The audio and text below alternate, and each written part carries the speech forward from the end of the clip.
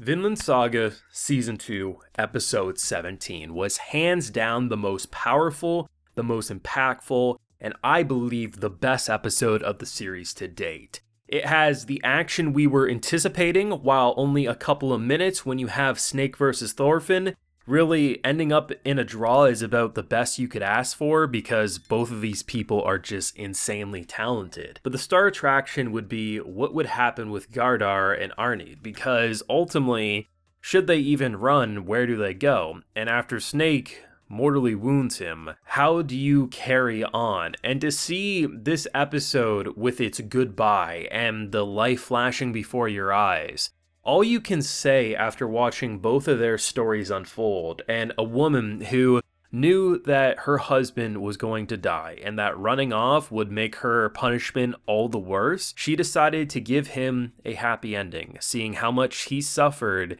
and being the amazing wife she is, she rode off in the sunset knowing that sooner or later he would die. And rather than making his death painful, our kid is with your brother. We're going to go back and live our perfect life together, and it's not going to be all for nothing. And to see the end of him dying with the guards coming too, this episode was pain, but a masterpiece through and through. Now, if you do want to see my full live reaction to this insanely painful episode of Vinland Saga Season 2, you can head on over to my Patreon, consider supporting, and you can see my heartbreak in real time. This episode, it makes you feel all the negative emotions that are bottled up inside you that are waiting to explode when something bad happens in your own life. And to see these two characters, both of which slaves in such different but equally painful ways, I mean, the fact remains that this was the only time in present day that we saw Gardar actually feel like his old self. Like, when he jumps to and starts strangling Snake, that wasn't a man that felt like he knew what was going on. It was an autopilot animalistic instinct to, you're going to hurt my wife, I'm going to hurt you. He didn't immediately respond after getting stabbed because that really didn't mean too much. It was more so when Snake started to threaten that his wife would be punished that in instinct he did so. And had she not stopped him from choking him out, I mean, it would have been more than just a pass out. He would have died there.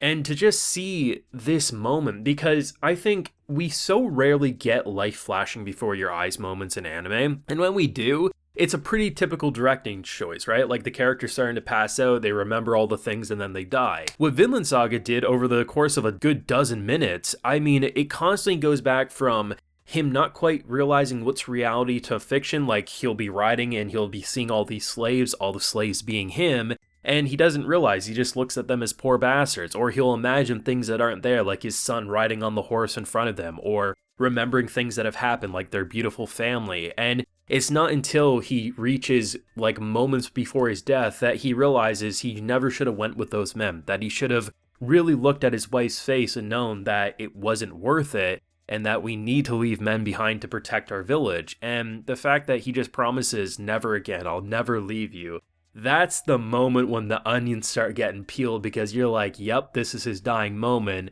And the fact that she at no point gives him any reason to doubt that she doubts in him or that he's dying, it's just, we're gonna be okay. I really wasn't sure what her plan would be afterwards, but after seeing the horses come to, we know at that moment, like, she knew they would catch up. She just was hoping that he would die before that happens, because she wanted him to die as a man rather than a caged-in beast that she reunited with a couple episodes back, and it was masterfully done. The fight, I mean, I'm sure there'll be some action junkies a little upset that maybe it was only a couple of minutes, but every minute counted with Thorfinn versus Snake. And entering this fight, my assumption was it would either be a draw or Thorfinn would win just barely, giving them the opportunity to flee. The main thing is that even with daggers, he's still fighting as if he has daggers, right? His fighting style is identical to before. The only difference is he doesn't have murderous intent, so it does nerf Thorfinn a little bit, and we know Thorfinn is one of the strongest characters in the show, but the fact that in this fight, like, Thorfinn admits, like, this is the fastest opponent he's fought, so that says a whole lot given who he's fought over the course of the show.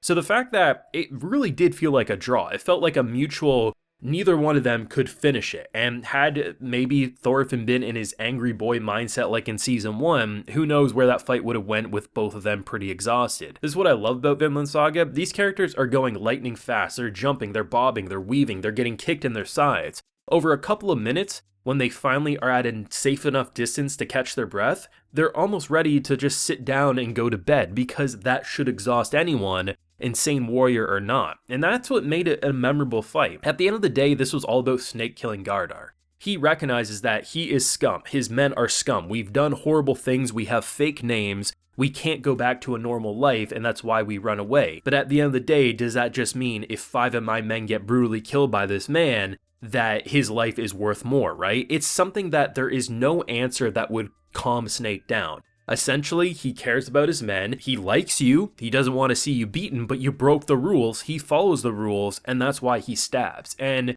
it caught me by surprise. And I think, honestly, the way he twisted the blade, to me, Gardar was dead in that moment. So when he jumped too, yeah, it caught me by surprise like a horror film doing a jump scare. It was insanely effective. And seriously, this is just a masterpiece. There's so many good episodes, both in this season and the prior season. But to me, this isn't recency bias. The development and how much they've got us to understand both Arnit as well as Gardar as characters, to see the tragedy of this family. One simple mistake, trying to better your family's lives in a world that promotes violence, ended up burning a village down, enslaving you, you lost your kid, she ended up as a sex slave, all things considered. Where do you go with that story? And they ended it realistically. And honestly, I don't know what her punishment will look like. I watched a bit of the PV. We see our boy Thorfinn as well as Einar tied up, which is understandable. But I mean, we know Canute's coming. I think, seriously, whatever they think they're going to do, I mean, it's not going to last too long.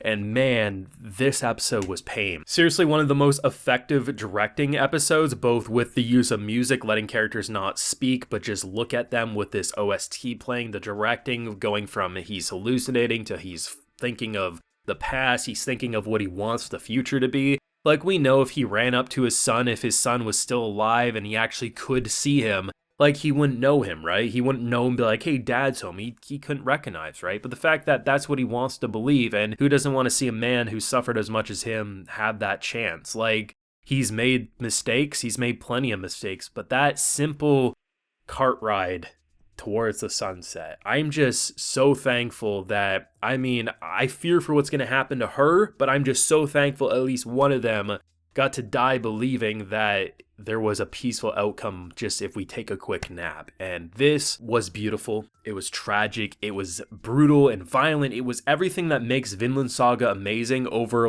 a half hour. And this is my favorite episode currently. And I know Vinland Saga can continue to top itself, and my heart's not ready for when it does. Thoughts and feelings yourself down below. Drop a like if you enjoyed, subscribe if you're new around here, ring that bell of course so you can get notified when I upload on the channel, and like I mentioned, full live reaction is available on my Patreon, where I also give video shoutouts and other fun perks like that if you are interested. So, till next time everyone, please take care and have a good one.